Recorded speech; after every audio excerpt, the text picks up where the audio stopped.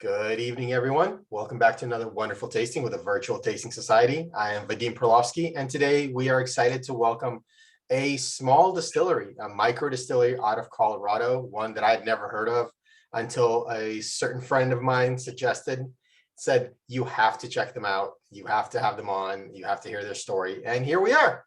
We move quickly here. We are excited to welcome Hogback Distillery with the founder, master distiller, master blender, man who runs the whole thing, Graeme Wallace. Thank you so much for joining us today, Graeme.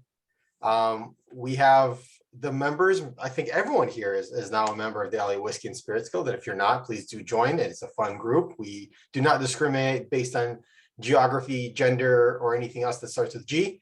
But yeah, David, do you want to say a couple words? Thank you very much, Vadim. As I think the only founder here of the Los Angeles Whiskey and Spirits Guild, I want to say how much myself and I'm pretty much everybody here has been enjoying the work that you put into bringing us these virtual tastings ever since COVID, and being able to kind of maintain them when people are starting to get together is fantastic. The exciting part about what you do is this.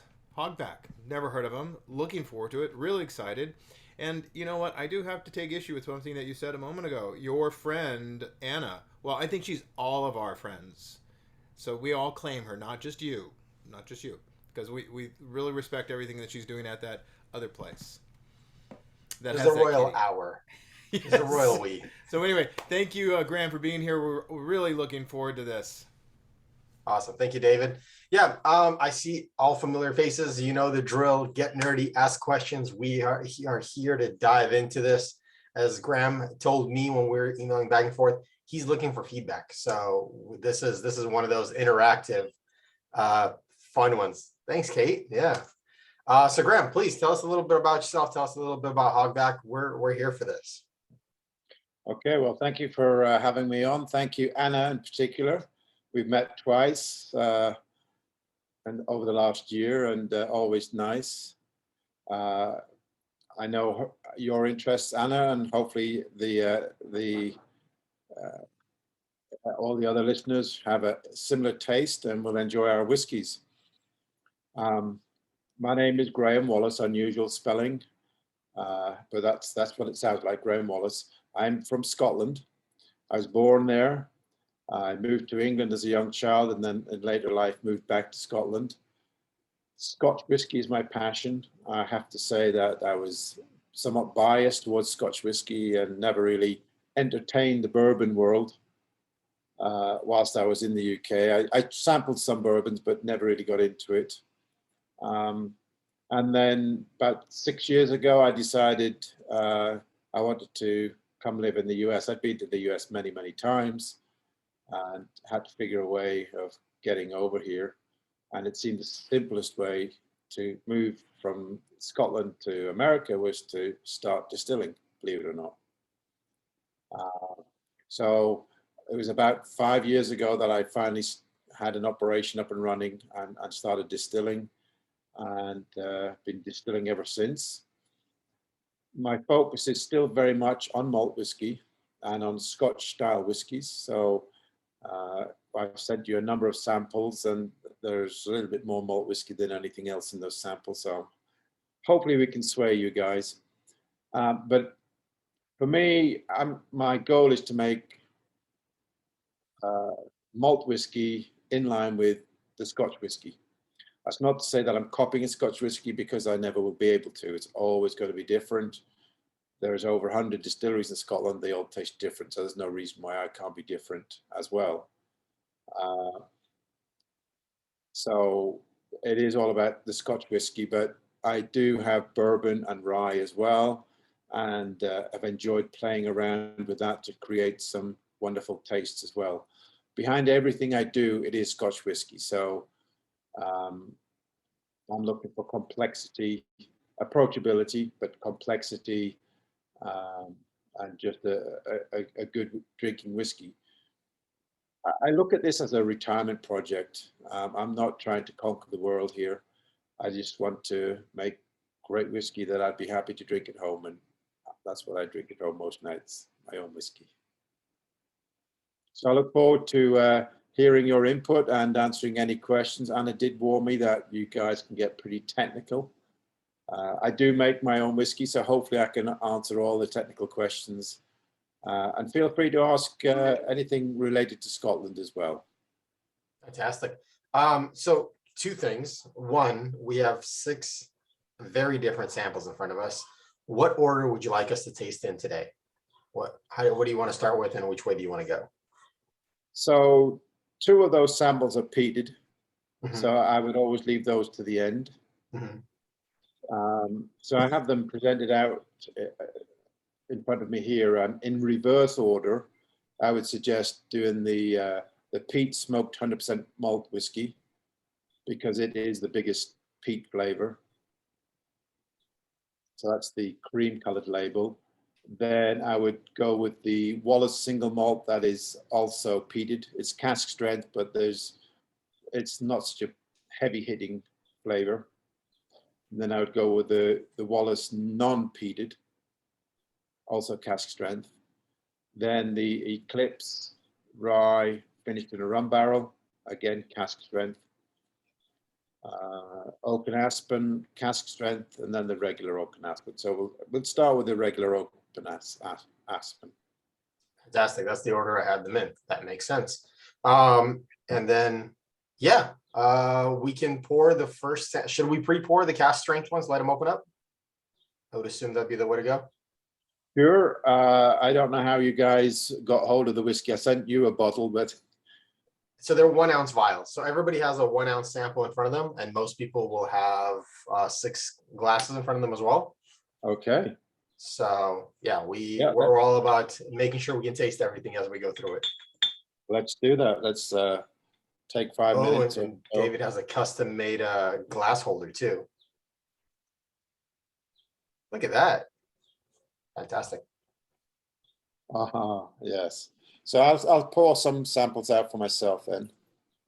Fantastic. And as we do that, I'm curious. I know you, at least from the research and what I've seen, you really are proud of being a micro distiller. And from what I've heard, there's 2 people that work in the distillery. I'm assuming it's you and your wife. That's my girlfriend.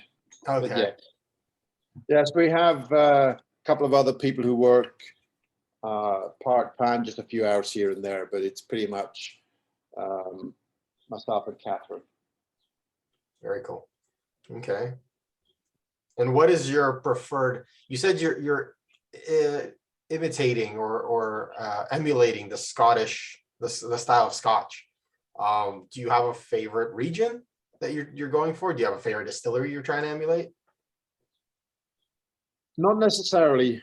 I think barley is a wonderful and complex grain.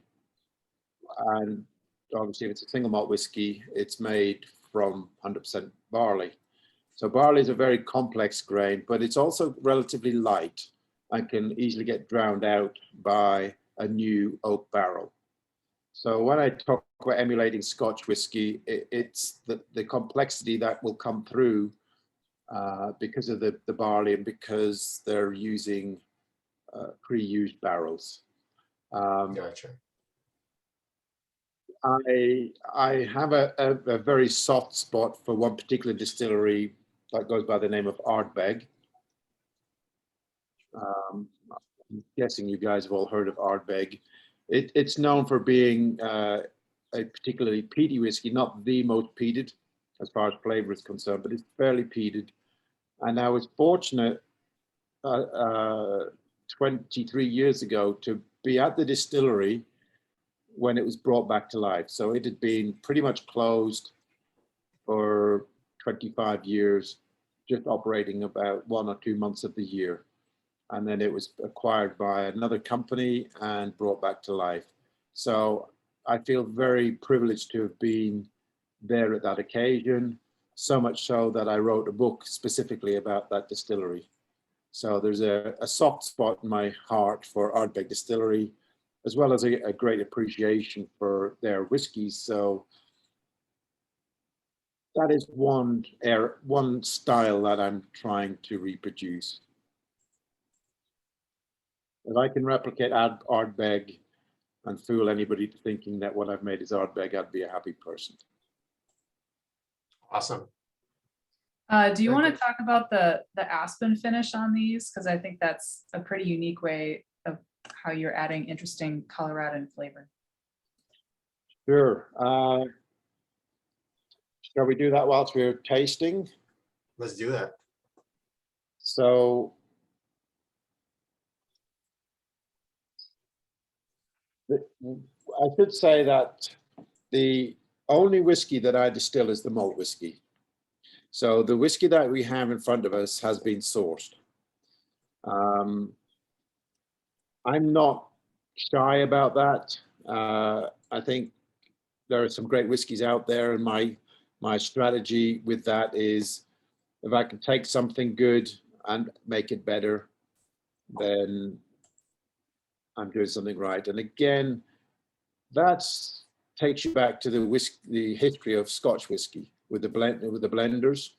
Most blended whiskies in Scotland started out from shopkeepers that had been buying whiskies from the manufacturers. Their customers weren't getting what they wanted, and it was the shopkeepers that started blending whiskey. And so some of the biggest names out there, some of the top, well, the number one selling whiskey in the world is Johnny Walker, and it's a blend created by a shopkeeper. So what we have here is, I thought I had some in my glass already. What we have here is what I call the oak and aspen. I refer to it as oak and aspen because it spent 4 years in an oak barrel, a new oak barrel, it has to be if it's bourbon. And then I finished it with aspen. The mash bill on this whiskey is a 36% rye. I particularly like that. Again, I'm not a huge traditionally bourbon fan, so having just 60% corn, 36% rye keeps it, gives it a good deal of complexity and interest. So with the rye, it's obviously adding a nice little bit of spice. Adding the aspen really dramatically changes the flavor. And my understanding is you're putting in aspen wood staves into the barrel, or how are you adding the aspen? So yes, I have a friend who lives here in Colorado in a small town called Bailey, and he has no shortage of aspen trees growing on his land. The aspen tree, for anybody who doesn't know, is effectively a weed tree. It grows profusely. It's got one interconnecting root system. So there's a lot of natural dying out and regrowth occurring. So I get the wood from him, from his land. It's felled down at some point after the tree has already, or that particular part of the tree has died out. We let it dry out for at least 2 years, so effectively seasoning it for 2 years. And then I get these small tree trunks. They're about 3 inches in diameter. I'll then cut those down to about 1 foot in length and then quarter them as best I can with an axe. And then I char them on a barbecue grill, turn it up to maximum heat. And then I take the whiskey out of the barrel, put it into a tank, and add the wood staves. The wood staves would not fit through the bung hole in the barrel. So far, with this one here has been left in a barrel for in a tank for 3 months. And I'm not currently reusing the aspen staves for this particular whiskey. So every time I make a batch, it's fresh aspen wood. Very So cool. I've not heard of anyone doing aspen wood aging. It's there quite are interesting. There are actually 2 other distilleries in Colorado who set the precedent. One in particular have been doing it from the very, very outset. And then a second came along and started doing it with aspen. And I really liked what he'd done. With rye whiskey. And I really liked what he'd done. So I thought I'd try it with bourbon, and I was very much surprised with the results. This is actually, I think we launched this about 1.5 years ago, and this is my top selling whiskey by a long way. So it is very, very popular. Has anyone tried it yet? Are we? I think the easiest way of trying to describe how the aspen changes this is that aspen is a softwood, and therefore it's softening the whiskey, and that's it in its simplicity. I'm trying to hold my own tasting note comments to myself. I'm always intrigued to hear what other people have or detect. Jane, you always have good notes.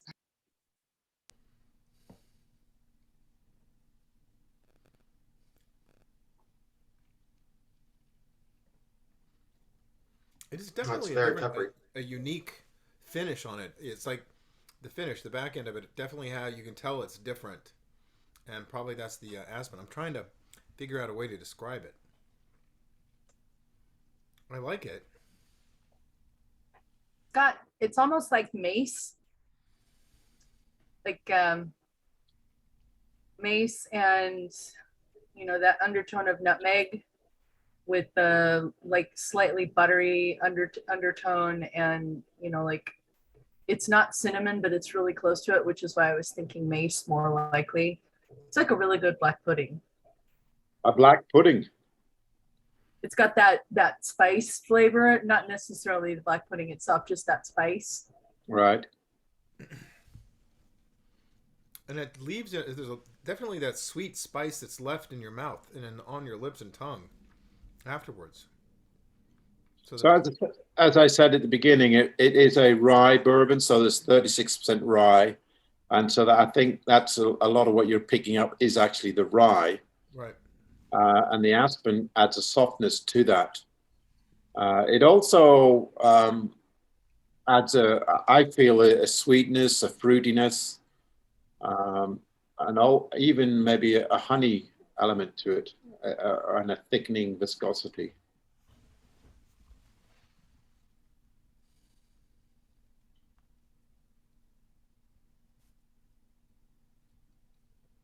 Are you sourcing the bourbon locally or from somewhere? No, from a big plant in Indiana.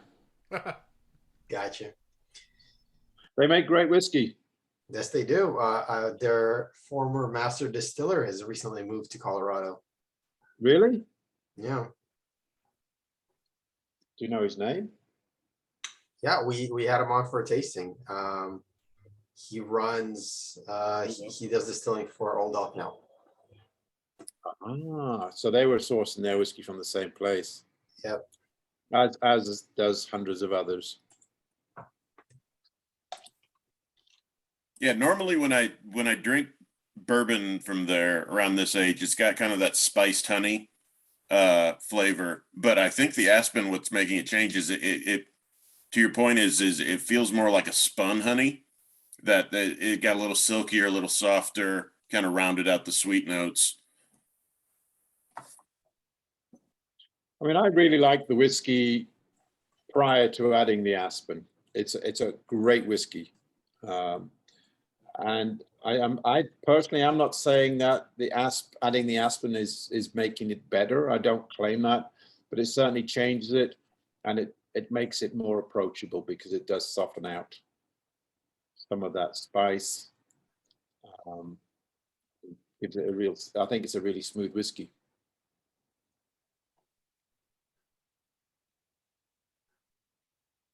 And aspen is not an oak, right? It's a different species. Okay. Yes, correct. I don't know what species it is, but it grows pretty profusely here. I think Colorado is pretty well known for the aspen colors in the fall. So it just seemed fitting to allow that aspen to add some flavor and give it some Colorado identity. I would say that not every whiskey that has aspen in it tastes quite like this. We've had some other ones, and this one's very, very nice. They're not always so nice. I noticed that leaving it a little longer, I don't know, seems to open it up more, and yeah, I don't know, it's more round and smooth. the longer it goes. When I first drank it, even though I had let it sit for a few minutes, you know, it was a bit sharper. So it mellowed a little bit sitting in the glass.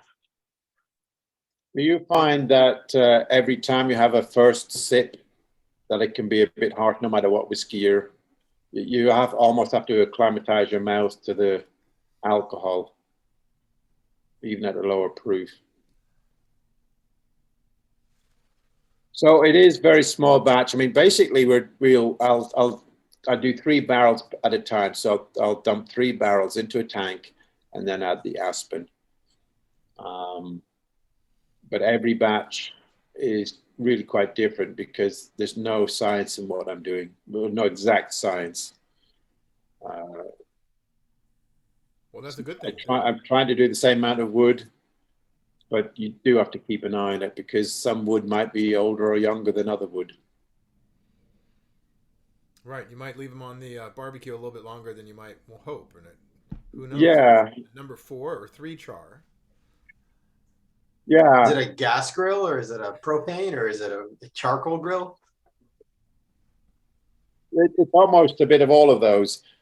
There's a company here in Colorado that recently launched an electric grill that burns charcoal. They sell them for about $1,000, and they gave me my one, but you can get some pretty extreme heats, like 800, no, maybe not 800, about 400 or 500 degrees. So I can get some pretty intense heat, which is how they char a barrel. The original idea is that I would leave it on there for about 30 seconds, but basically the minute it ignites, it's time to take it off. So, Do you char all the sides of it or just once? Yeah, no, I turn it over like a burger or a sausage. Put some cheese on top. Yeah, I've not gotten that far yet, but sometimes I'll do a little party where we'll grill we'll char the aspen and then we'll grill some burgers after that. So I don't know if we're getting any residue, but if the grill's on, may as well cook some meat at the same time. But What do you do with the aspen after it's done in the tank? Do you use that then for a grill out? Because that sounds like that'd be awesome. It does, doesn't it? Yes, I've not done that yet, but that it would be good to use that aspen for something for sure. Generally, it's just been discarded, although I did use one batch a second time, but in a malt whiskey. So all the bourbon, I figured bourbon is basically intended to be fresh wood. When you're finishing it, it doesn't have to be fresh. But I thought, well, let's keep it fresh oak, fresh aspen for the bourbon, but maybe reuse the aspen for malt whiskey.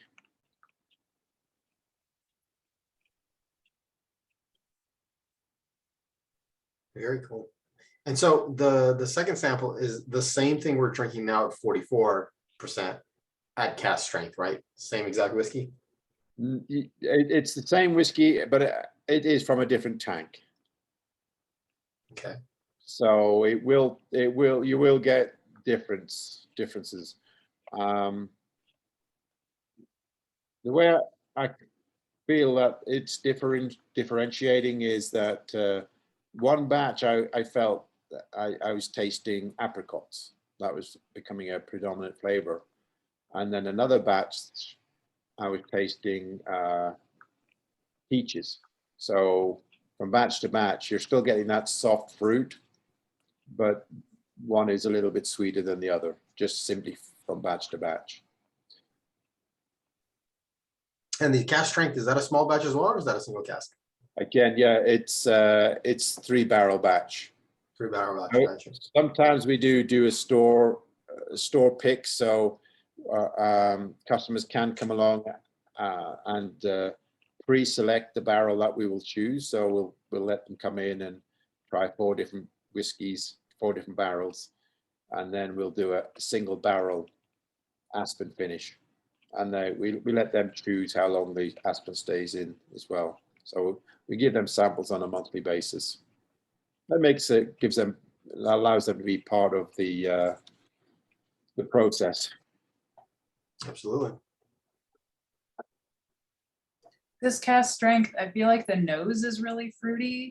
Like I get some of that stone fruit that comes through, and then the palate doesn't, there's not as much fruit on that, but it's still there, and that buttery and everything, and some of the spice that comes through. But then the back end, I get almost a little like barbecue char, just like the tiniest bit on the finish. Just hangs around. Playing mind games with you. We've I been know. talking about charring. No, please tell me someone else gets that, or am I just that susceptible?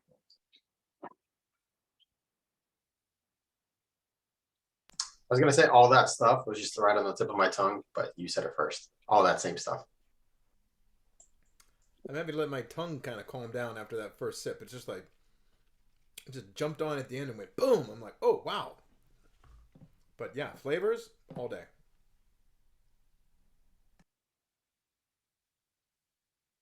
And I'm guessing you all know it's good to add a little bit of water to help open it up as well. Yeah, I was just about to say the water. Talk about all the flavors that you just mentioned, David. When you put in water, I mean, there's just more flavors, and they just keep coming. It seems this is really fun. That's my definition of a good whiskey. If the flavors just keep on coming and so many diverse flavors rather than just a one big hit wonder. So it sounds like it would be really great on a large format clear ice cube. Something that dilutes very slowly. A large format. Large format. David, you need to explain your obsession with that. He owns stock in an ice company, is what it is. Ice Cube Company. Graeme, we have a good friend of the Guild Society, who Michelle. He has Neve Ice, and so he does crystal clear. They're 2-inch by 2-inch blocks, and they're just a lot of restaurants use them, a lot of bars use them, and we were happy to stumble upon it. I was happy to stumble upon it. Local liquor store in La Crescenta Flint Ridge, Village Liquor. The owner Danny is spectacular. And once I got hooked on those, I have never looked back. And I do like the higher proof, something that opens up and kind of changes, because a cube will last you 30 minutes or longer. So that's my obsession. You know how many times I put an ice cube in my whiskey? I'm going to say never. Once. And it's not because I wouldn't do it again, but generally I don't add anything, and maybe a drop of water, but sometimes if it just gets too hot, like in the 90s, then I confess I put an ice cube in put my whiskey on an ice. But I do use those cubes for old fashions. Old fashions are great.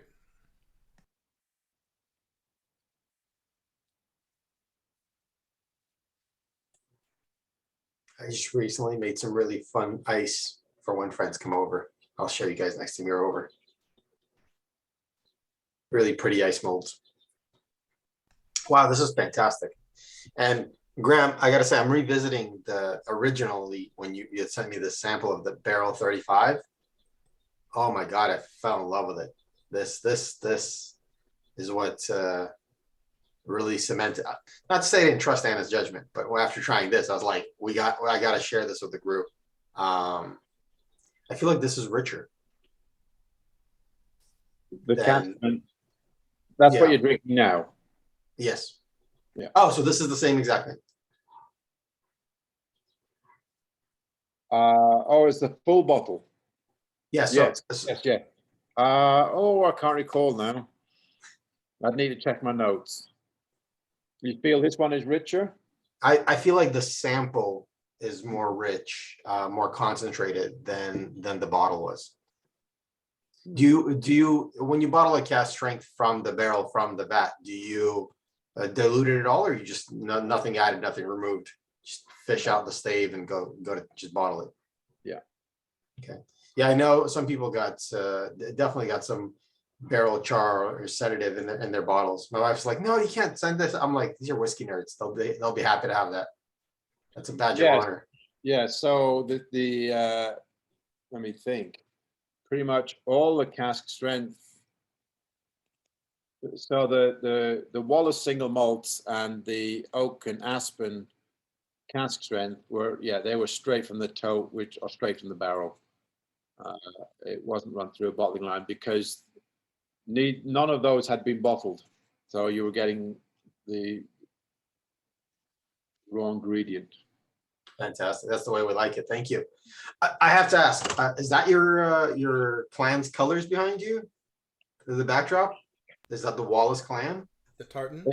It's the Graeme Wallace tartan. Oh, okay. So I had this created specifically for me. It's the exact, the clan's tartan is basically the pattern and how the colors are used. So I took the Wallace tartan and just substituted the red for blue. So whatever you see is blue in the tartan, in the Wallace tartan, it's red. So I haven't registered it, but it's on my list to register. So how does you have to be Scottish to have your own tartan, right? That can't be like a Perlovsky tartan. I think anybody can register a tartan these days. The Irish have tartans too. Okay. My family has a tartan Yeah, mine does too. Kelly. registered. Yeah. No. Specifically my small clan, which is large, has a tartan just for my family. Yep. Yeah, I think it's nice to do. I actually have a kilt made from this tartan, and I use it as the tamper strip on the top of some of the bottles. Did you see that? Mm-hmm. So, oops.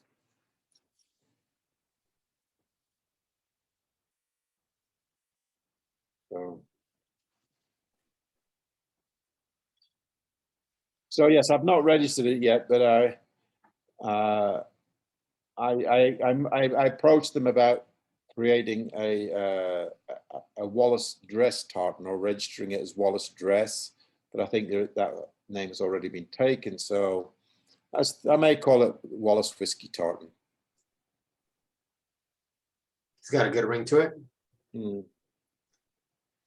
So, and funnily enough, there's a guy visited the distillery last year because of the name Wallace on the whiskey, our premium whiskey bottle, and his name was Wallace, which is why he was interested.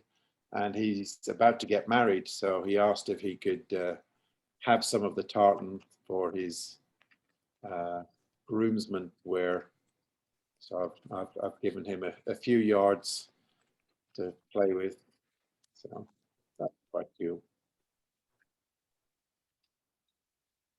Very cool. So is there anything else we need to know about this bourbon? No, I think we've summarized it. Both of those bourbons, 36% rye, finished with the aspen. I think it just adds a sweetness, a softness, and a fruitness. When we proof down our whiskey, so if it's not a cask strength and we proof it down before we bottle it, we are using local spring water.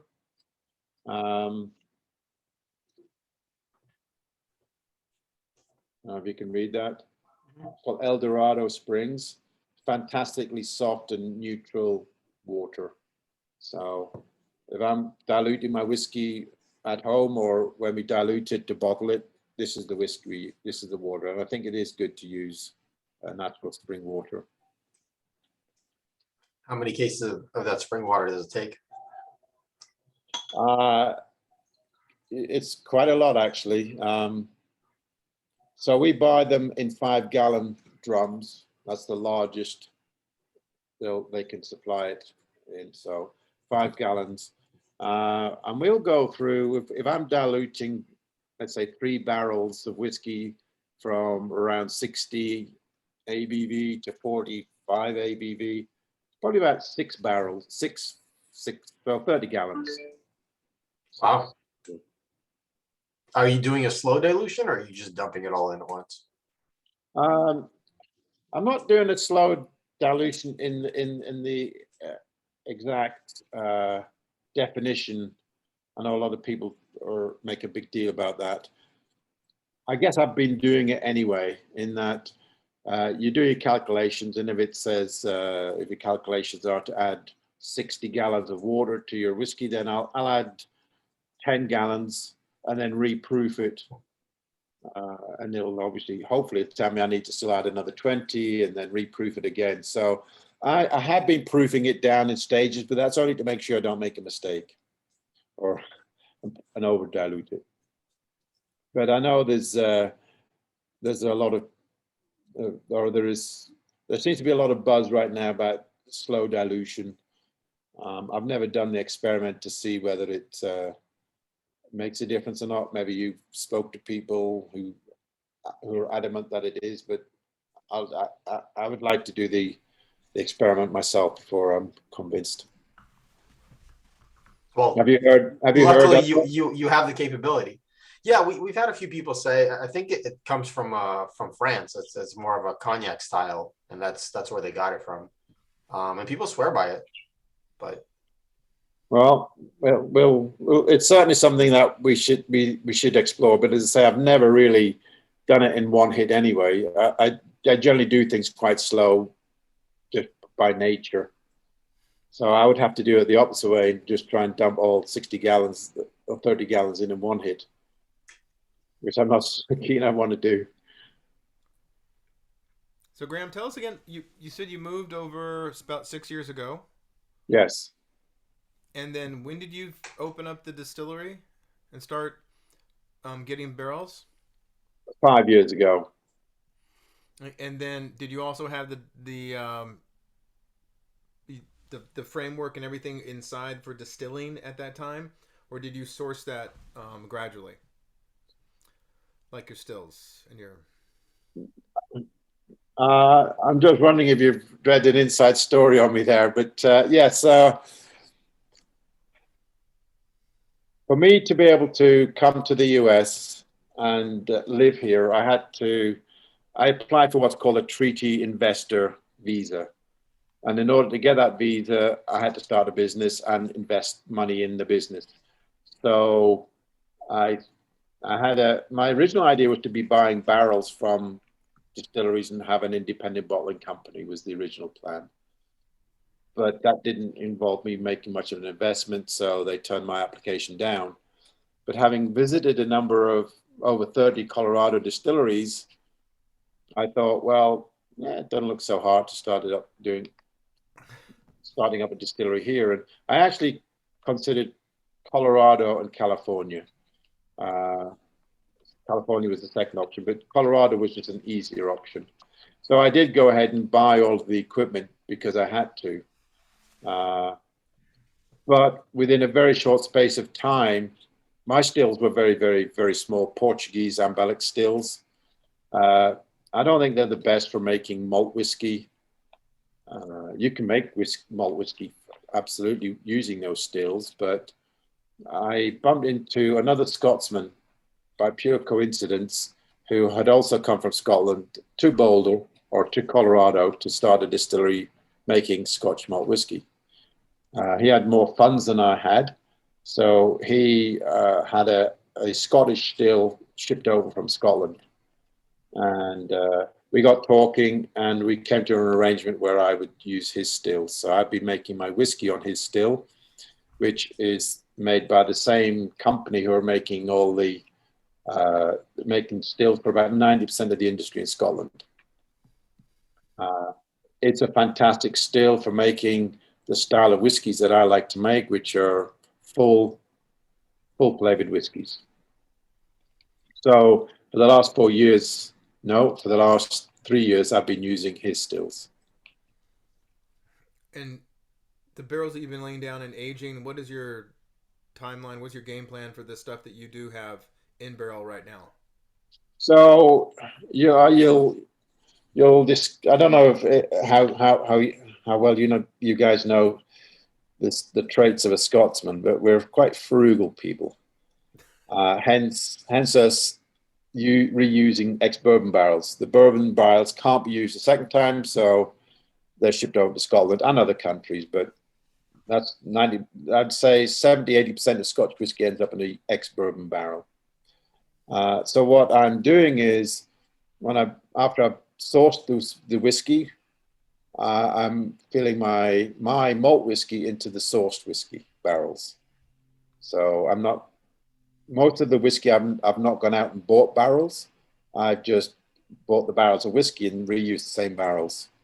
The nice thing about doing that is I know how fresh they are, and I'm keeping a history of every barrel that I fill, what the previous content was, and I think it makes it an interesting analysis. So I have sourced the rye bourbon that ended up in the Oak and Aspen, wheat bourbon, rye whiskey. That's the three main whiskeys that I've sourced. So I've got malt whiskey going into all three of those. I also have purchased barrels, and I am often given barrels from a local liquor store. So when the liquor store gets their store picks, they usually get a barrel with it, and they're very kindly giving me their barrels. So I've got whiskey in all kinds of barrels, which How's makes that it. tequila one coming, by the way? Oh, that's all bottled. That's bottled now. Is it? Yeah. Oh, okay. And Graeme, how long are you going to keep your whiskey on those barrels? And what is your plan with those? So just backing up a little bit, it was all about putting my whiskey into new barrels because I was not a fan of new barrels for fear of over oaking. But in the first year, I did fill one barrel of non-peated whiskey in new oak, and one barrel of new oak. Let me say that again. I filled 2 barrels of new oak, one with non-peated and one with peated. When I released the peated whiskey that had been in a new barrel for 2 years, it was received so well that I thought, oh, maybe I should do a few more of these. It was just an experiment in the first year. So I've started filling more new barrels. It's still only a few barrels a year. So the last whiskey that we will try today has been in a new barrel. And this one will have been in the barrel for 3 years. So I don't want to leave it in the new barrel for too long because I don't want it to be over oaked. So if I'm using a new barrel, I'm looking at 3 years at the moment for the malt whiskies. For the used barrels, which really is where you're getting to, I don't know where the sweet spot is. In Scotland, used barrels, I think the sweet spot is 18 years, give or take 4 or 5 years either way. We're in Colorado, so the weather is very, very different. The interaction in the wood is very, very much quicker. So I'm assuming 8 years, maybe. 10 years is the magical number, and we may be okay with 10 years. I've tasted some whiskeys, some malt whiskeys that have been in a new barrel for 10 years, and I'm not happy with them. But the used barrels, they're certainly maturing slower. We're losing less to the angels through evaporation. So maybe we can hit 10 years. Only time will tell. And But how many barrels do you have? minimum 4 years. And how many barrels do you have laying down that are yours? Approximately 150. So approximately 150, and they're in every kind of barrel. I have a nice relationship with the other Scotsman who's making malt whiskey here, and he's buying sherry barrels and port barrels and finishing his whiskey in sherry and port. So I'm then buying those barrels off him and maturing my whiskey in those for the full life. And I'm sure that they'll be comfortable in the barrels for 8-10 years. And the price point on the expressions we've tried so far? Any? Yeah, I So- posted that in the event, but let me share. Go ahead, Graeme. I was going to shoot from the hip here. Obviously, the standard whiskey, I know the price on that because we sell it all the time. It's $45. The cask strength one, I think, is 70.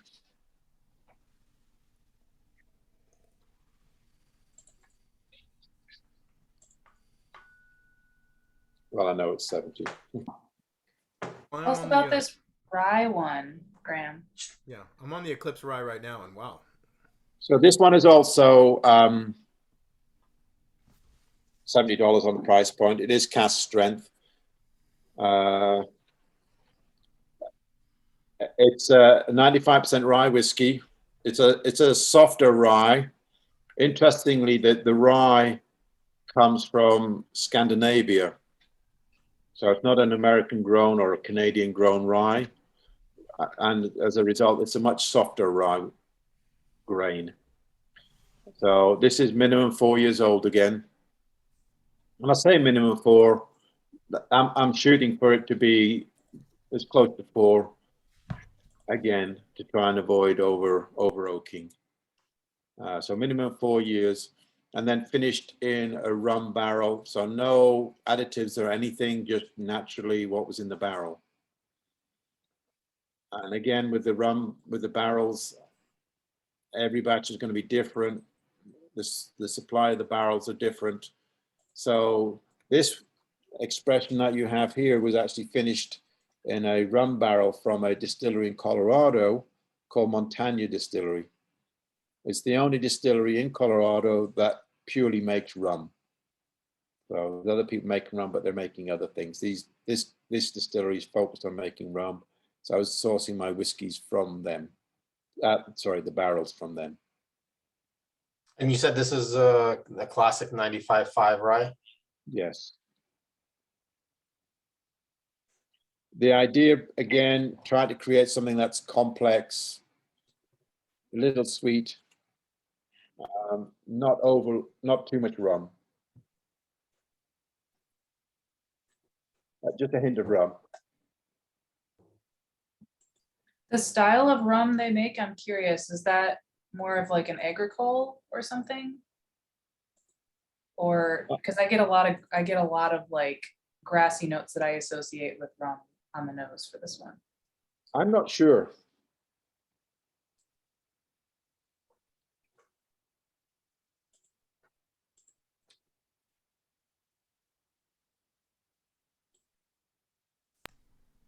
Adding some water to it really smoothed it out. You still have that spice and the sweetness. Great mouthfeel to it. This definitely tastes older than 4 years old. It's the Colorado weather, I guess. I normally associate younger ryes, and this may be just my palate, but I associate younger ryes with more floral, sweeter flavors, and then older ryes with spice. And this one has a lot of spice to it, which it makes me think older. And it's really quite good. It's got the sweetness and the spice, so it's got a nice balance. And I think the rum casks are really rounding it out and adding to that. I'm a big fan, especially at the $70 price point. Yeah, and this is 64 ABV. Fantastic. It definitely drinks lower than that in a good way. Yeah. Vadim, speaking of all these barrel proofs, where's our barrel proof queen that is usually on here with us? That's not a Vadim question. Graeme, we have one of our members who's all, Heaven, why don't you do a barrel proof? And it's like, he should be here because these are great. Thank you. We must make a point of pointing it out that he missed it.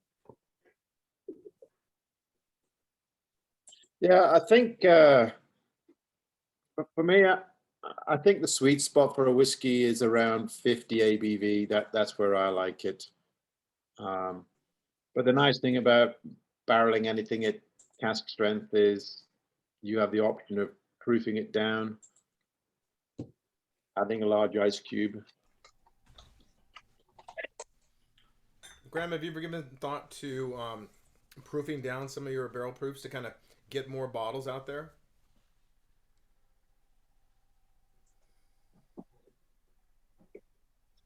No. Well, actually, ironically, this rum finished rye, the first release was at 45 ABV, but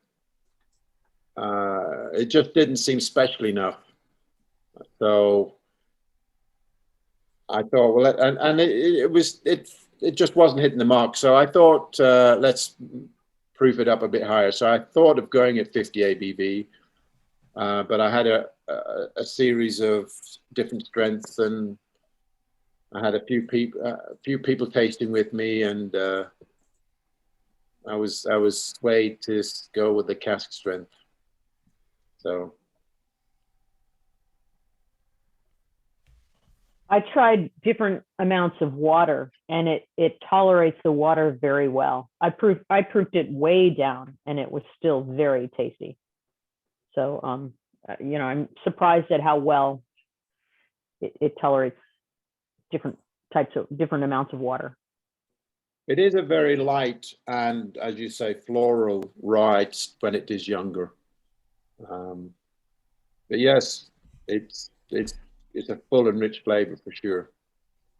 And that's in a old. I'm not sure where that depth comes from, because there is nothing that's that old in there. As in, there's no 10-year-old whiskey in there. And Graham, can I ask, which markets are you in? Are you here in Los Angeles, or do people source your product online? So we're predominantly just available in Colorado. We do have a permit allowing us to sell our whiskey in California that we just got towards the end of last year. So we've not done much with that, but we do have a liquor store that we've teamed up with now, so our whiskey can be sourced or purchased through this store. They ship all over Colorado and out of state. So slow baby steps. Do you have a link that we could put in the chat or something like that? It's already in the chat. Thank you. Oh, there you go. Or you just ask us to bring it back for you or something. Yeah, you're gonna take a big detour. Is that still a full bottle? No, we Insulting. are savoring it. We have it down this way, but this is the other one is down to this. Okay. Don't worry. The insult that just happened. Is that a full bottle? How dare you? I mean, I generally I'm the same. You don't want to finish the bottle if it's something special. You do want to hang on to it. That's okay.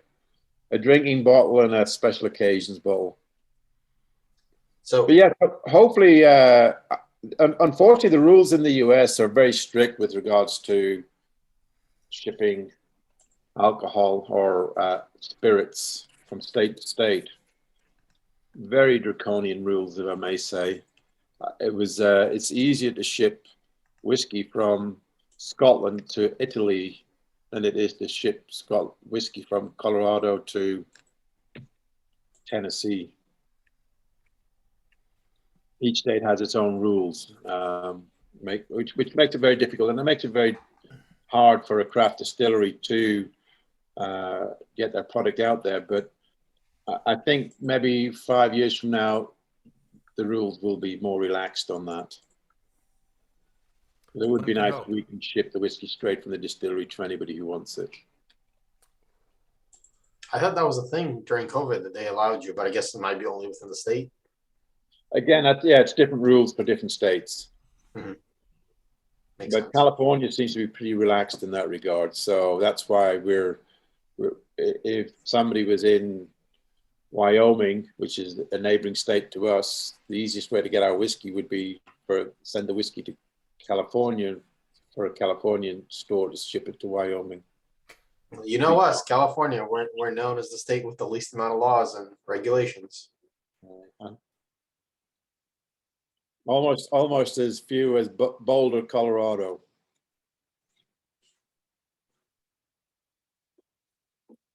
So are you guys on the Eclipse? Let's move on to it. I've been waiting to try your single malt. This is wait. The Eclipse is the rye. We've been drinking the rye for the last 10 minutes. You're still on that. Yeah. I'm nearly done with mine. We're moving on to the, No, we're moving on. Yeah. We're moving on to the malt. But I think I should, I just had a sip of the malt and I got to warn everybody, you really should clear your palates. This is a whole different beast, that we're moving on to here. All right, clearing palate. Yeah. So there are two versions of this Wallace.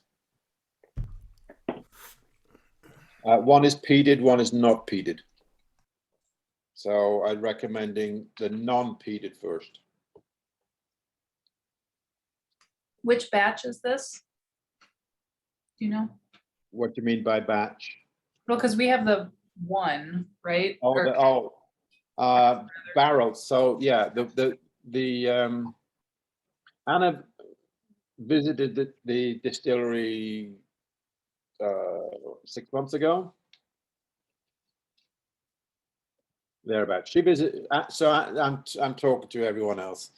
Anna visited the distillery, and I think she was lucky enough to be able to purchase the first release in the Wallace collection. What Anna has is the barrel number 1. So it was the first barrel that we filled, and it was one of those barrels that was a new oak barrel. So your whiskey is 4-year-old malt whiskey, 100% malt whiskey distilled by me in a new barrel. What you're about to drink now is barrel number 5. So it was the same batch of whiskey on the same still, everything was the same. This one went into a used barrel. So that's ex-bourbon. This was actually an ex-rye whiskey barrel. Okay. And then it was then transferred into into a wine barrel. For how long? So it's spent a few months, 3 months in a wine barrel so far. This, by the way, is not going to be bottled until August, so it won't be available until September. So again, you're kind of getting a sneak preview of this whiskey. Wow, I'm still trying to wrap my head around your climate. How is your climate like compare? Where would you compare it to? I mean, you're obviously higher elevation. Yeah, we refer to it as semi-arid. So it's very dry, low humidity. We're over a mile high, so Denver's known as a mile high city. We're a little bit higher than that. We do get big swings in temperature, so it could be 100 degrees during the daytime, 40 degrees at night. And again, between summer and winter, big swings in temperature. So those swings in temperature definitely speed up that interaction between the whiskey and the wood.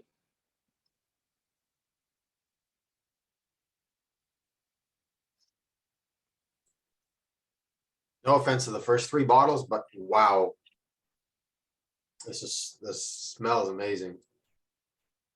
This is what I've been waiting for all night. So now you can tell us about your baby. Well, yeah. So this one here, it's I'm doing two styles of malt whiskey. I'm doing a peated malt whiskey, which is what you'll try next, and that peated malt comes from Scotland. This is a non-peated, and it's a raw malt, so it's an American grown malt, slightly roasted. It's a Pilsner malt, slightly roasted. So there's a remarkable amount of chocolate comes through on this, considering it's not a heavy chocolate malt. So that's I'm getting a lot of that chocolate on the nose. And the yeast that you're using? I keep the yeast made to myself because I think I've stumbled across something which is pretty good. But it's a distiller's yeast, so it's a dry distiller's yeast. Again, most distilleries in Scotland are using very similar yeasts. I experimented with a few yeasts when I started, but I like this one because it is a very fruity yeast. And again, that's what I'm not. If I can get fruit and peat in the same glass, that's me happy. Are you running the peat and an unpeated one on different stills, or how are you keeping because once the peat is on the still, it's there, right? So how are you keeping them separate and not from influencing each other? We just have to give the still a real good clean. So it is on the same still. Yeah, it's something I'm very, very wary of, that potential cross-contamination. Okay, and you mentioned you're using your friend's still, but you have your own, right? Not anymore. So the stills that I originally purchased, I sold those. Ultimately, I will. The agreement that we have will expire, and I will purchase new stills again, but not the ones that I had. There's a manufacturer in Italy that makes very similar stills. Well, yeah, the same stills as in Scotland, perhaps not quite such thick copper, and therefore a little bit more affordable, because those Scottish stills are pretty expensive. But the same shape, the same basic design, with a short open neck to allow those heavier esters to come through and congeners. It's just fun to smell it, isn't it? Oh, completely. I see you prefer the Canadian Glencairn over traditional. Is it a Canadian? That's the style, I think so. I really like this glass. Oops, yeah. It's more broad.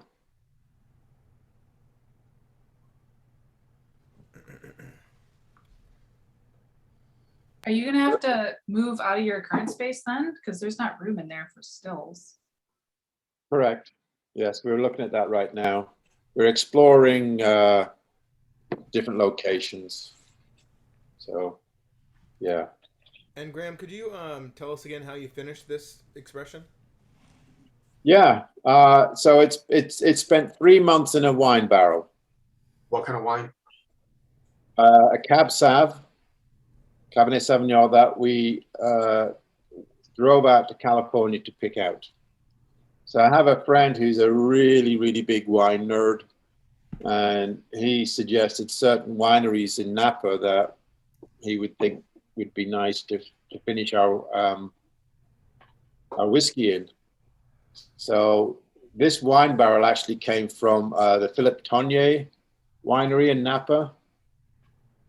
They're a very small family winery established by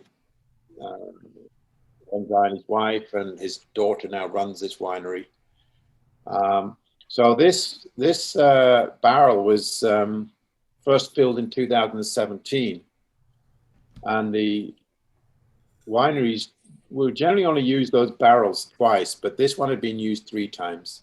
So it's been, and it's usually, the wine is usually in the barrel for about 18 months.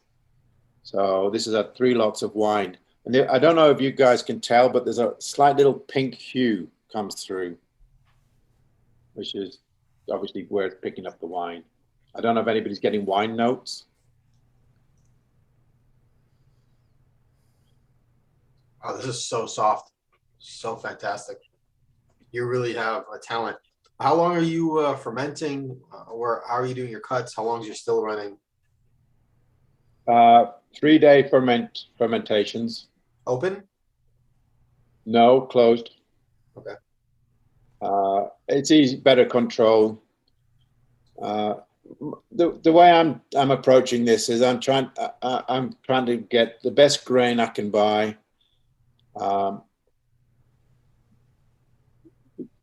Good quality yeast from manufacturers rather than trying to make my own.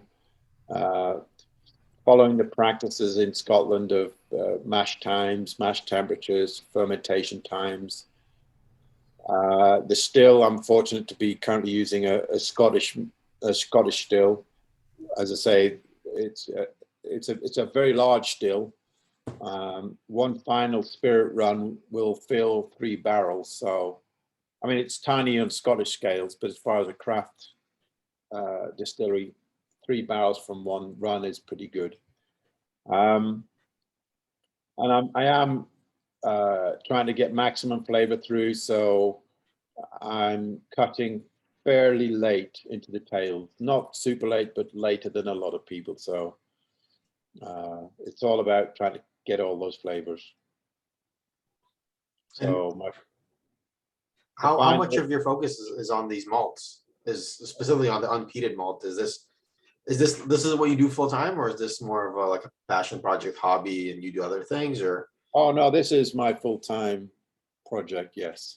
okay, and how much of your production, like, are you cranking out barrels every day, or are you periodically do? No, 30 barrels a year is all I'm filling. Okay. I said I was micro. Because of the sales aren't there yet, or just financially, or that's just where you're happy? Yeah, it's the finances, but I'm not trying to grow a mega operation. I'm just comfortable tinkering around. For me, the fun is with the barrel finishing. So if I can start out with great ingredients, distill to the best that I can, and have a good base spirit, and then get them into barrels and play around with them and do the various finishing, trying different barrels for the maturation. So this is kind of an operation that you do. Just sounds like you just really enjoy it, the blending and the barrel finishing. 30 barrels is a very small amount of production, so very limited in what you're doing. So I'm really curious to know what your next 5 years looks like. And do you have a business plan that goes beyond that, or is this just fun for as long as it's fun? And when people like Anna come into your operation and say, wow, it's really great, and yes, it is really great, gives you that kind of support and validation, not that you need it, to be able to kind of, if you wanted to, you could ramp up and you probably have a market.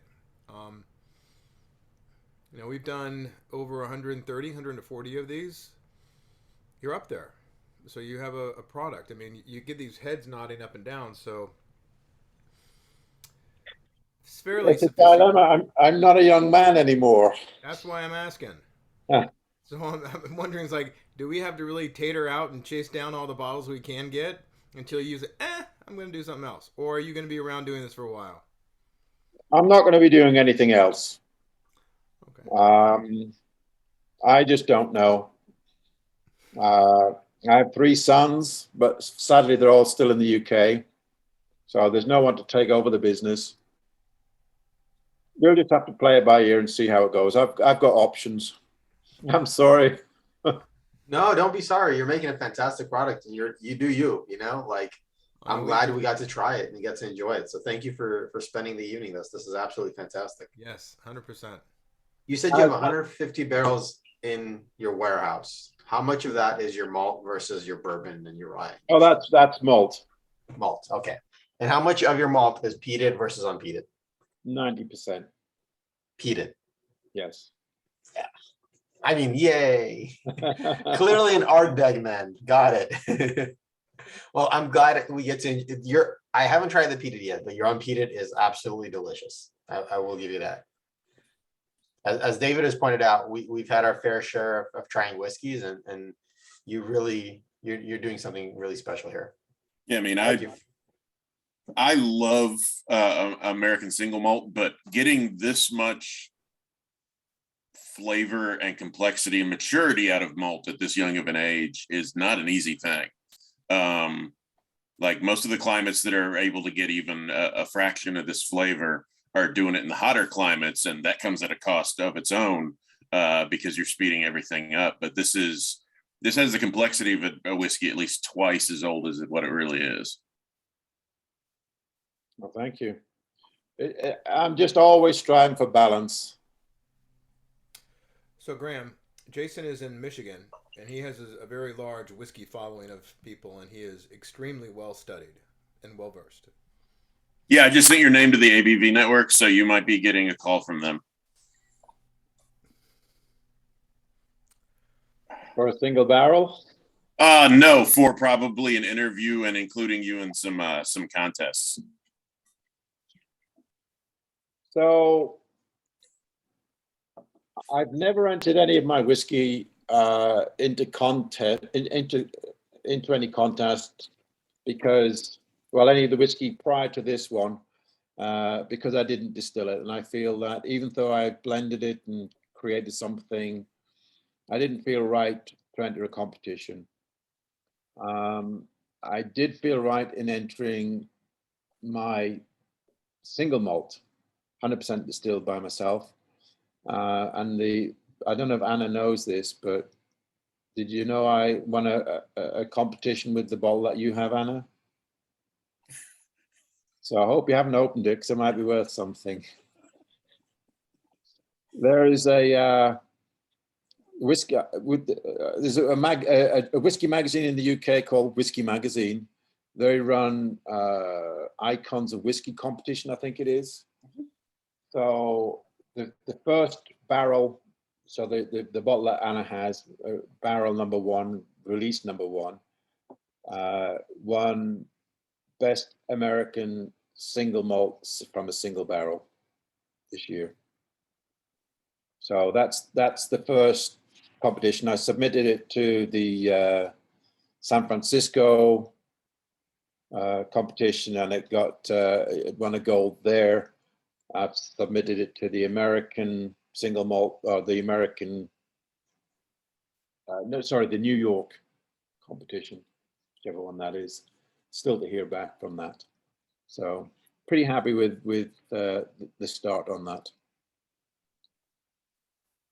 And looking forward to what would give me a great deal of satisfaction is if I can win the world's whiskey competition, the world's best single malt competition. So I won the best American single malt. Those whiskeys then go head to head. So the best American goes up against the best Scotch, the best Japanese, the best Irish, the best Australian, and so on.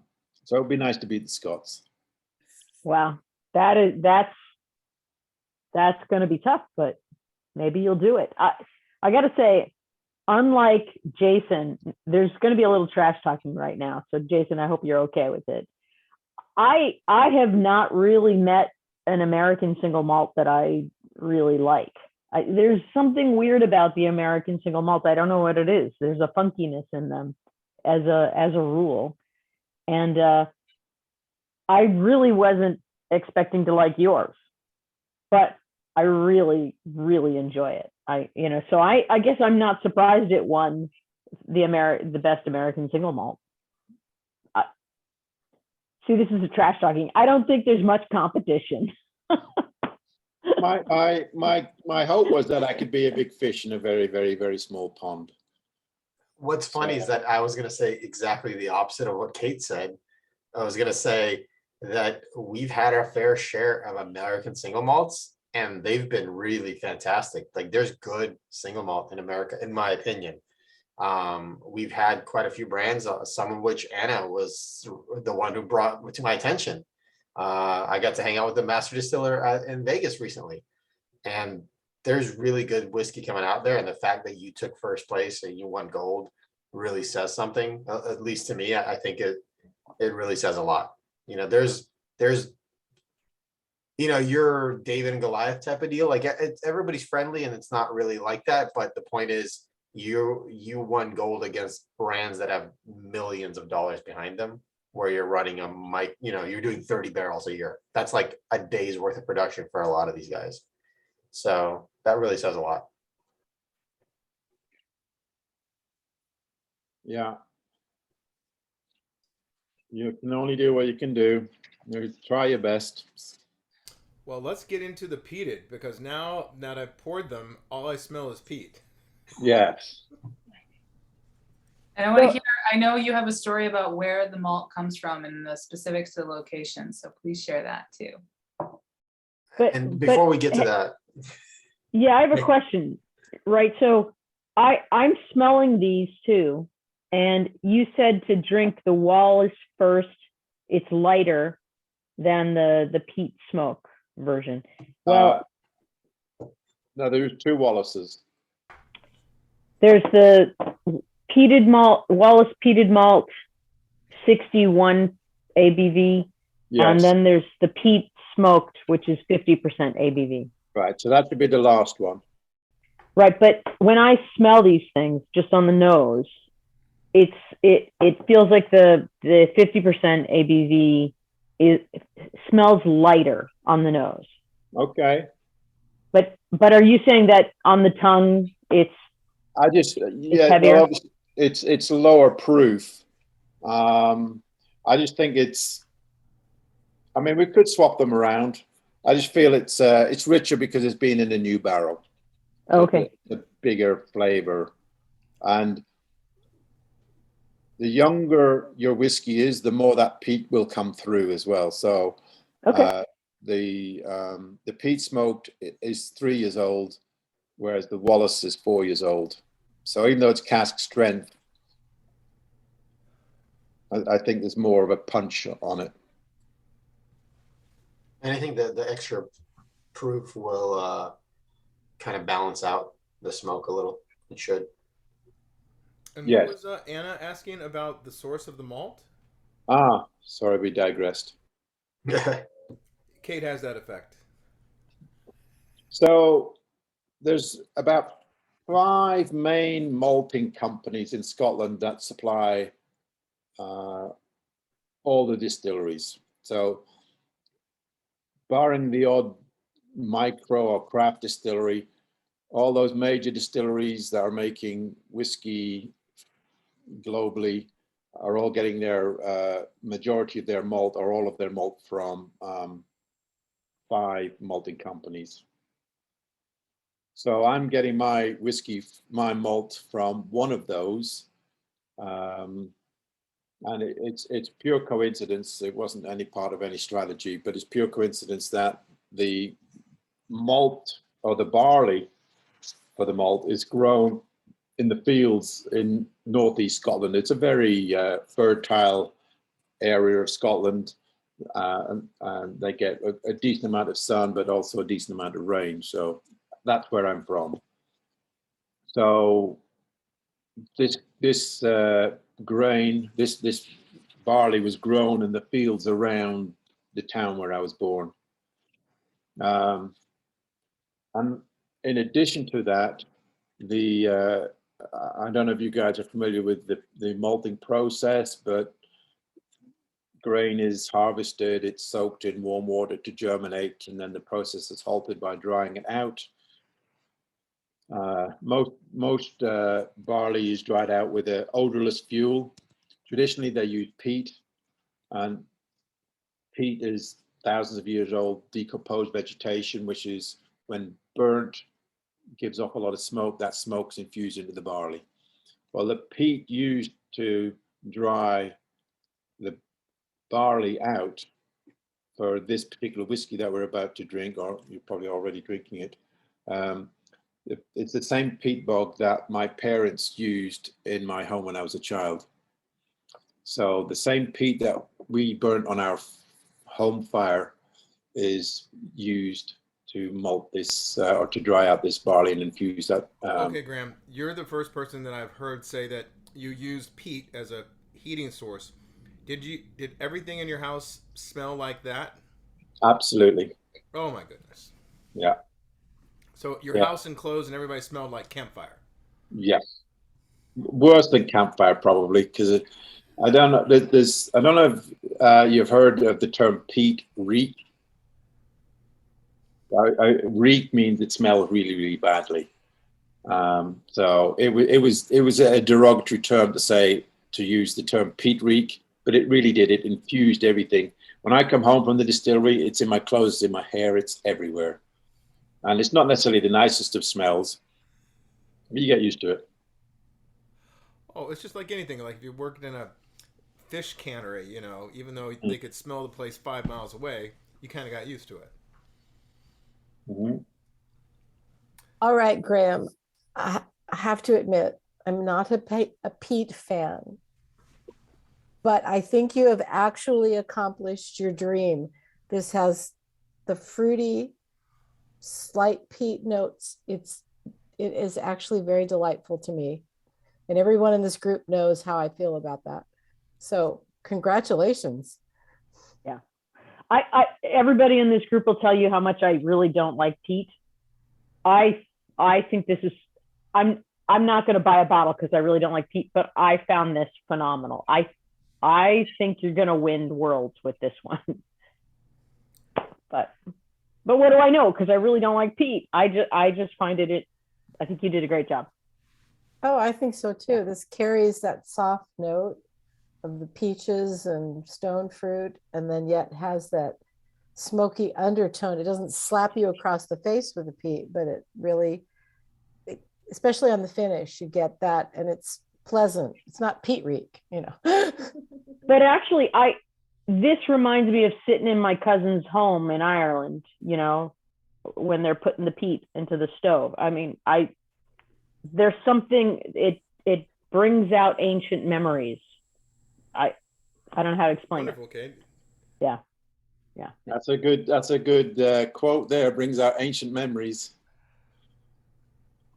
Yeah, I mean the Bruichladdich, I always get the smoke and lemons, and Ardbeg is always burnt ends and lime, and this one's kind of has this it has Bruichladdich smoke, but it's got orange, and really the ones, you know, the malts that I keep thinking about orange is like a Dalmore, the way they have that beautiful orange that comes through theirs, and it's that kind of orange. It's just kind of it's vibrant, and it doesn't overwhelm. But the smoke with the orange goes really nice. It's something that, I mean, I can't think of anybody else that's got that combination.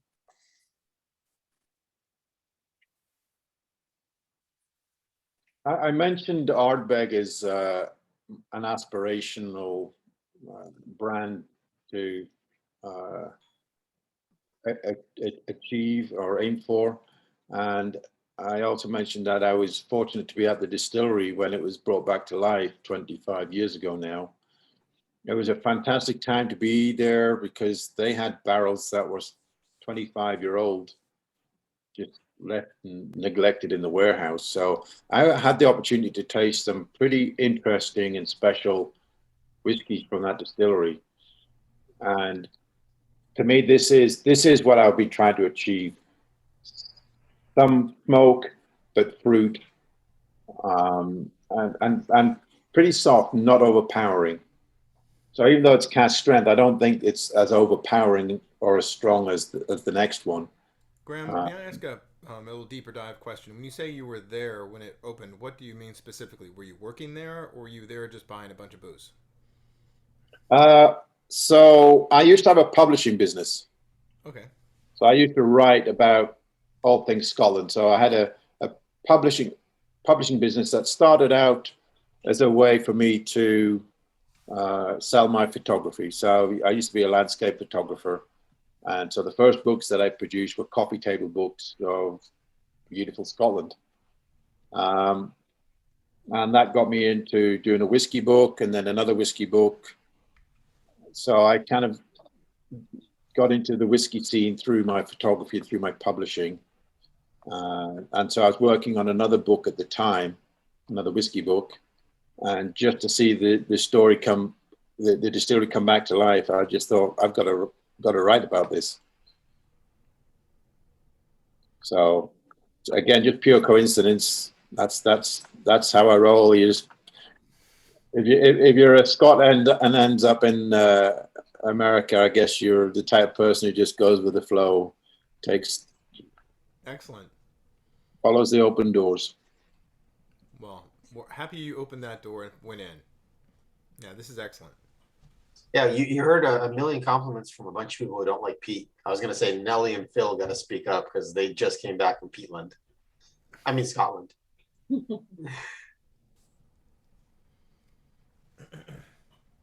No, this is absolutely delicious. We love peat. And thankfully, Anna and Adam let us enjoy your hogback. And to speak on behalf of Phil, he always goes to their cupboard to find it. They can try to hide it from him, but he always finds it because he loves this. So we're really delighted to be here tonight and to hear from you. Thank you. What is the ppm on your crisp malt? 50. Okay. Which is around the same as Ardbeg and Lafroig. You know, I think it's a little bit misleading to just, and I'm not saying you are, but to look at that ppm. Some of these distilleries have got a similar ppm, parts per million of that smoke, peat smoke, but that doesn't automatically mean it will come through in the final product. But it is fairly big on the peat. I mentioned that I was from the northeast of Scotland to Aberdeenshire, so that peat is a little bit more inland than the peat used for peating Islay whiskies. But then not all Islay whiskies use Islay peat. So that's I'm sure it's a little bit less medicinal and a little bit less iodine, a little bit less seaweed, a little bit less salty than the Islay peat, but it's probably only 20-30 miles from the coast as opposed to 5 miles from the coast. So there's definitely still some sea influence in this peat, but not so much as an Islay. Maybe that's why it's a little bit more approachable for some. Yeah, we just on our last tasting learned about the 3 parts of peat flavor, the creosoles and something else as holes and Glycol. Thank you. Glycol was the other one. Yeah. And what's the third one? Phenol or the phenol. Okay. See, I knew it. I just wanted to let you shine. Vadeem's on a roll tonight. Trying to grab what Kate's saying. That's right. Yeah. Are we moving on to the last expression? We're dropping down a little bit in proof, but I guess there's going to be a more potent peaty expression. But as we do that, before everybody downs it, I will ask that those of you who are not on camera join us on camera, and those of you who are on camera, Jake, smile. Hey, birthday boy Shane! Thanks for joining us, Shane. Happy birthday! He's spending his. Hey, thank you. I've been inconspicuous over here. We got. I had to be on the tasting because this is fantastic, and I can't wait to get a few of these bottles. But also had some other things going on around here, so I'm doing the double action today. Nice. Well, thanks for joining us. Everyone, raise a glass. Thank you so much to Graeme. Let me change my background. I gotta go to the. Hold on, I gotta do that. I gotta get the good one. There we go. There we go. Everyone, raise a glass. Smiles to the camera. Cheers. Lunge, as we say in Scotland. Fantastic. Let me do one more just to make sure I got it, because I think I was looking sideways, as of course I would. 1 second. computer work? All right, everyone, smile one more again. 3, 2, 1. Got it. Thank you. Let's do that. That's clever. He's pretty good about that. What Hey, I can Vadim, remember. I've been in like 15 of these pictures, 30 of these pictures. I've never. Where do you post them? I don't. I keep them for me. Okay. On his OnlyFans site. That's Oh, right. wait. He Our stares at fruit them late at princess has night. arrived. She's here. Okay, Welcome, so Boss Hog. this last whiskey then is it. Let me see, barrel number 9. So it'll be the same batch of whiskey that you had in the previous. No, it won't. No, I'm drinking this something different to you guys. I'm drinking what Anna has, the first bottle. But nevertheless, it's the same malt, same process in every way. The big difference between this whiskey and the previous one is that it's been in a new barrel. So 3 years in a new barrel and proof down to 50 ABV, which I think is my sweet spot. So you're going to get more barrel influence. And this is still your distillate, correct? Yes. Okay. Yeah, it's the same. It's just a different batch. So it actually was distilled the following year. But this has been in the barrel for 3 years now.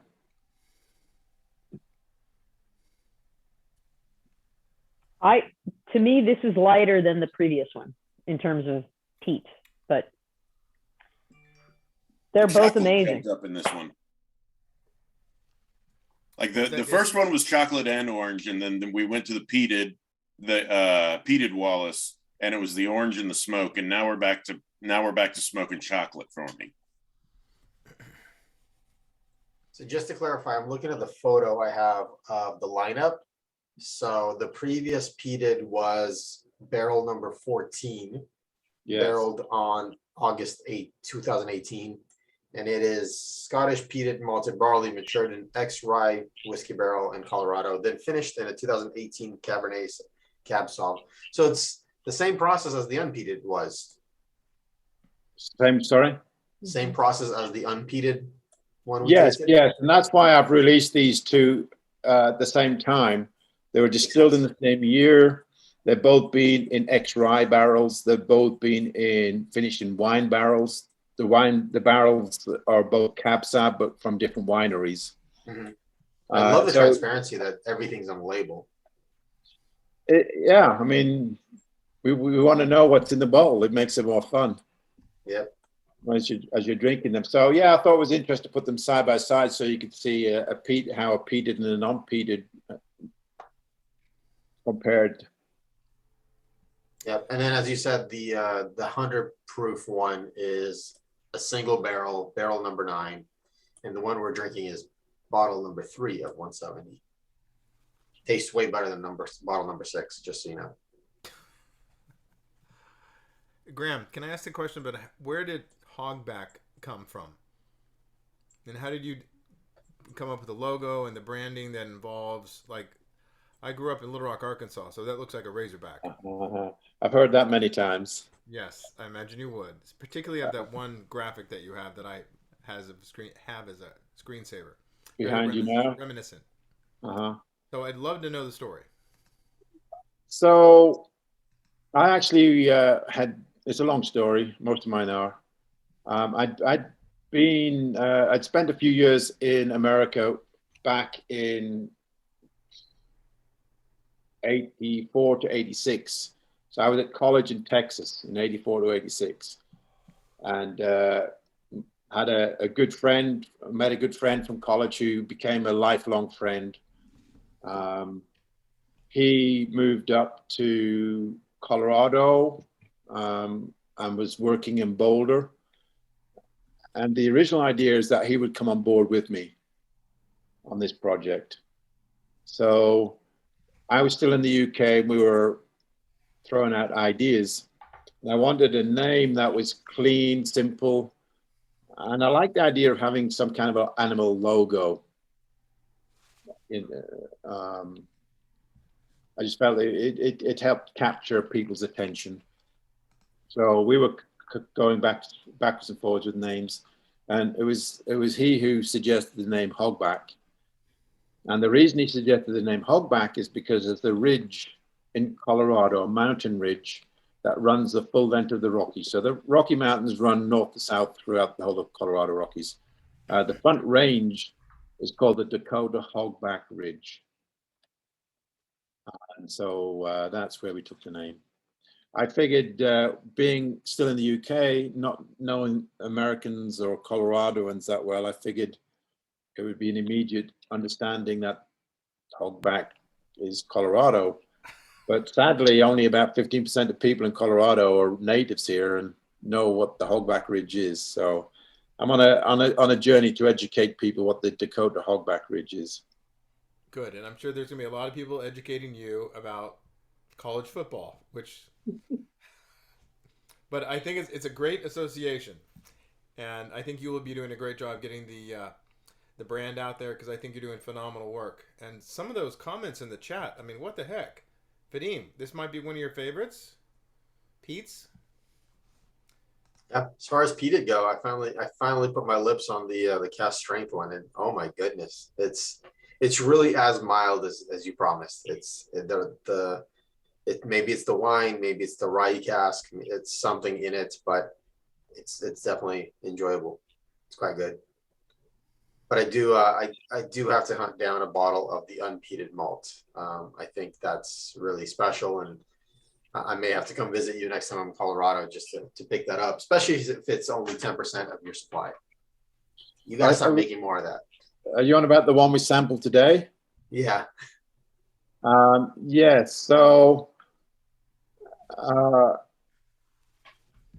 that both of the Wallace collections are going to be released in September. So they're still sitting in barrels, and they'll be in the barrels for another 3 months.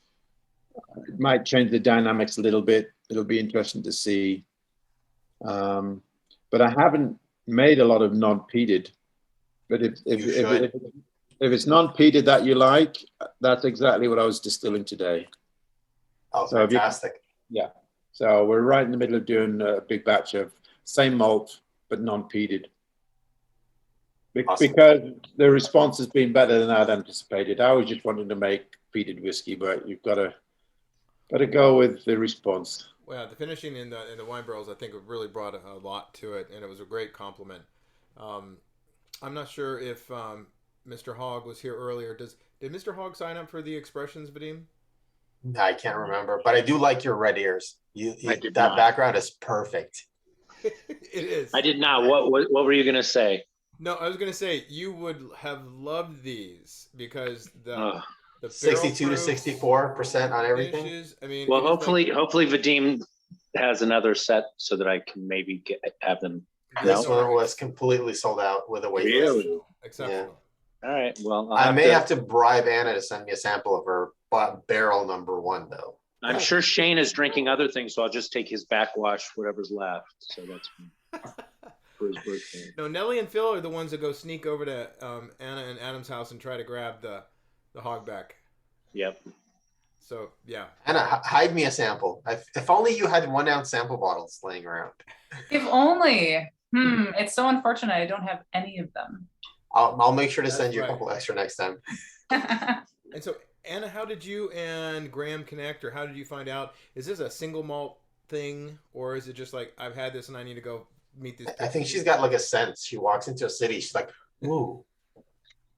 Someone distilling here. No, actually, it was sort of a funny little thing. Adam's folks for the past 10 years have lived in Fort Collins, Colorado, and we were visiting them. And I do always look up to see if we look up if there are distilleries around to visit. And Adam actually found distillery there, and we're like, hey, let's go check it out. So we booked a tour, and Graeme was our guide, and we ended up just talking for I think about 4 hours. He showed us I mean, everything they have going on there. And then we were drinking all of his whiskey. And then he also pulled out one of his books, his photography books, the Castle book, which was cool. We talked about Scotland for a long time. And so that was the first time. And then we just visited this past year as well. And we're like, well, we're obviously going to go visit him again and see what else he's got going on. And so he was pulling samples. And I'm wondering if, because we tried some of the red wine finished ones, if these are those, I'm not sure, but yeah, which was, yeah. So just love to find these awesome gems, and Graeme is a great host. So that's how we connected.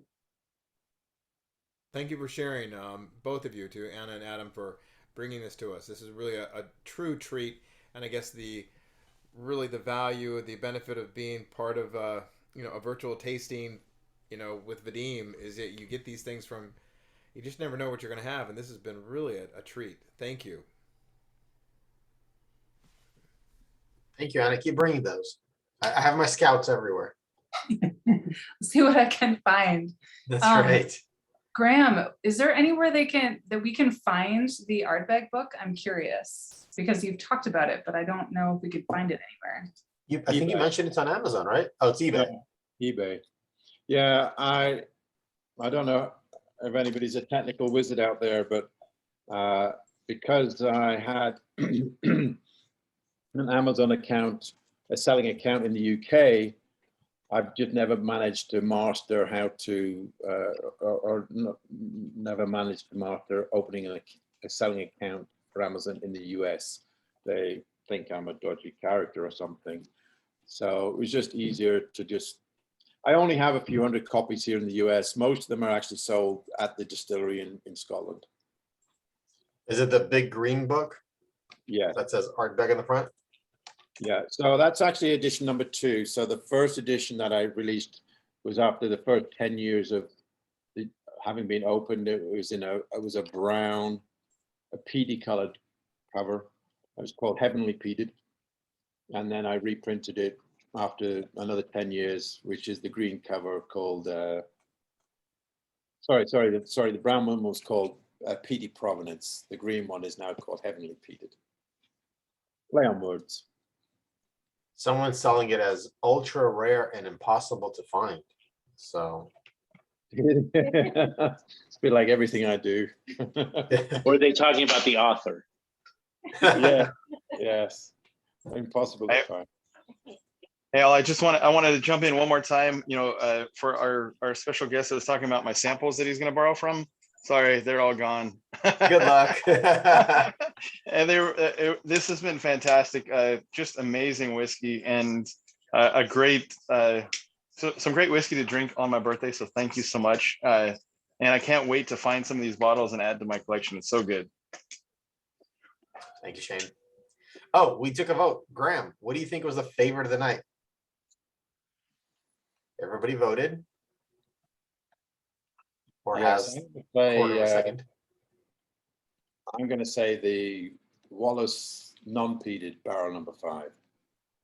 All right, the votes are in, and the winner is the Wallace peated malt. Yes, that's my favorite. There you go. 40% voted for that one. 27% voted for the unpeated malt. So that's 1 and 2. So clearly the stuff you're making is fantastic. So you got to make more. We got to get you to scale. Lay down more barrels. Yeah. Got to get you making more whiskey. Get you better scaling. Yep. Can you make me 20 years younger? Drink more whiskey. I think that's what does that, right? At least stops the pain.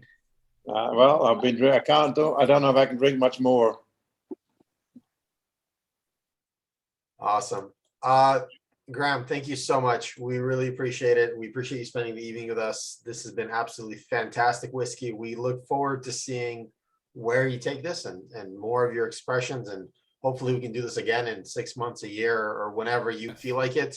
We're always happy to see you and watch you grow. And if you want to grow. If you don't want to grow and keep steady, we're happy to be supporters and customers, and definitely going to be buying your whiskey. So thank you. Keep up the great work. Thank you for spending the evening with us. All Thank you, right. Well, I appreciate being on, and I'm just like you guys, just another person who loves whiskey. Simple as that. I've Talk never about made whiskey all some night really long. good whiskey like this. So you got that on me. All right. Well, Cheers. hopefully you will see one or two of you or more in Colorado in the years to come. Absolutely. That'd be great. Thank And you. happy to come back when it's the right time. Yeah, and the next time Anna's there, we'll probably give her a list of things to get. Sounds good. The whiskey train. Yay. Well, let's say most of it